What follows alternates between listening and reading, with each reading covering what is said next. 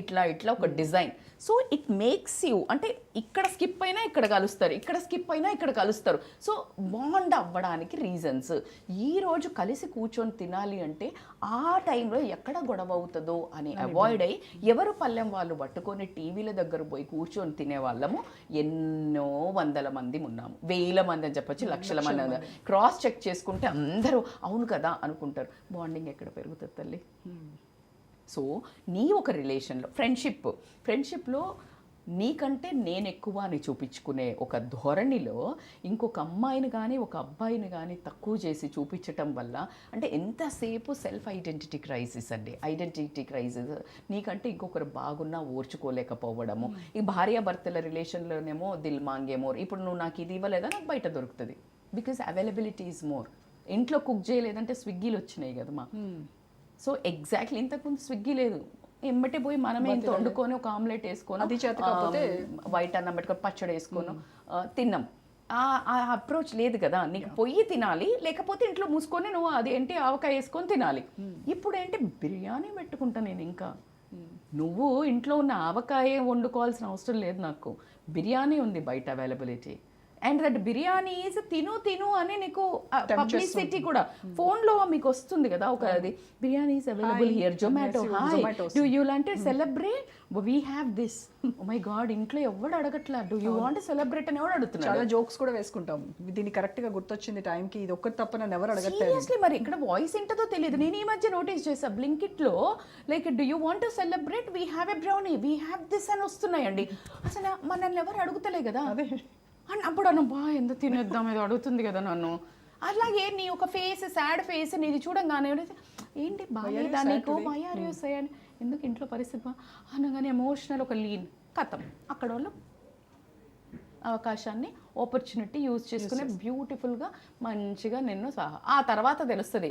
పొయ్యి మీద నుంచి పోయి పెనం మీద నుంచి పోయి పొయ్యిలో పడ్డాను, ఈ దరిద్రురాలు కాక ఇంకో దరిద్రురాలు దొరికింది కథం. అక్కడి నుంచి emotional trauma, unable to handle. ఒకవేళ మంచిగా ఉన్నా వీళ్ళు వదలరు కాబట్టి రచ్చకెక్కడము, మీడియాకి ఒక attention. So this is how it has become very normal. ఎందుకంటే మనం కూడా వాళ్ళు ఒక పెద్ద హీరోయిన్ లాగా ఫీల్ అవుతున్నారు. ఎవరైతే అలా చేస్తారో వాళ్ళని మనం చూపించే వరకు రెండు రకాలు ఉన్నారు. ఒకళ్ళు నిజంగా విక్టిమ్స్ ఉంటే, ఒకళ్ళు నిజంగా మీడియాని యూజ్ చేసుకొని బ్లేమ్ చేసే వాళ్ళు కూడా ఉన్నారు. సో మనం రకరకాల యాంగిల్స్లో చూస్తున్నాము.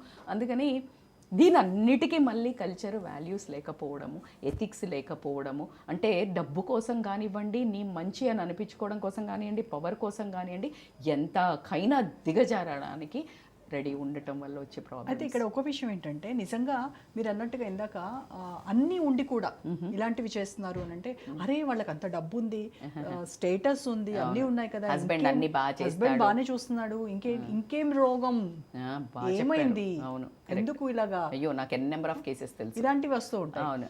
అంటే వాళ్ళు సెలబ్రిటీస్ అవ్వచ్చు, పొలిటీషియన్స్ అవ్వచ్చు, కామన్ మ్యాన్ అవ్వచ్చు, ఎవరైనా అవ్వచ్చు. మరి మీరే అడుగుతున్నారు ఏం రోగం అన్నారు. మరి ఏం రోగమో నీకు ఎట్లా తెలుస్తుంది? లోపల 4 గోడల మధ్యలో జరిగేది నీకు ఎలా తెలుస్తుంది?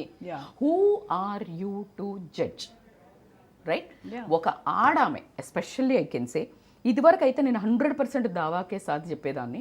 ఈ రోజుకి కొంచెం ఒక 20% నెగోషియేషన్ ఇవ్వాల్సి వస్తుంది. ఎందుకంటే ఆడవాళ్ళు నిజంగా కూడా మిస్యూజ్ చేస్తున్నారా అని చూడడానికి మనకు మొన్న టెక్కీది మనకు ఆత్మహత్య చూశాక చాలా బాధేస్తుంది. కానీ 60 to 70% అయిన లేడీస్ ముందుకొచ్చి డివోర్స్ ఇస్తా అనడానికి ఇంకా అంత బరితెగించలేదు.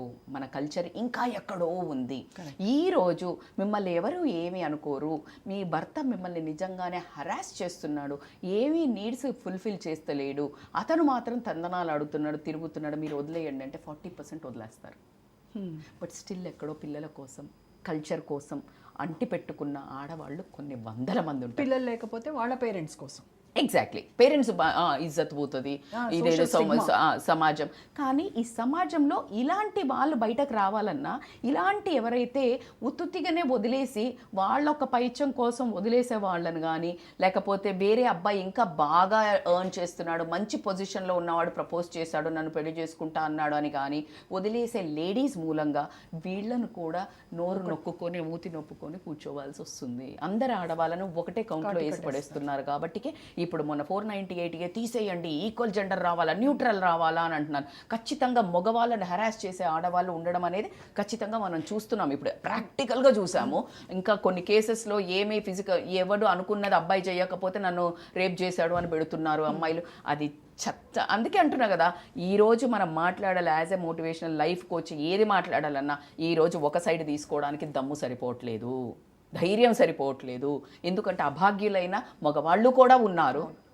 అలాగే ఆడపిల్లల రేషియో ఖచ్చితంగా ఎక్కువ ఉండటం, మనం ప్యాట్రియార్కీలో మనకు ఆడపిల్లలంటే ఇలా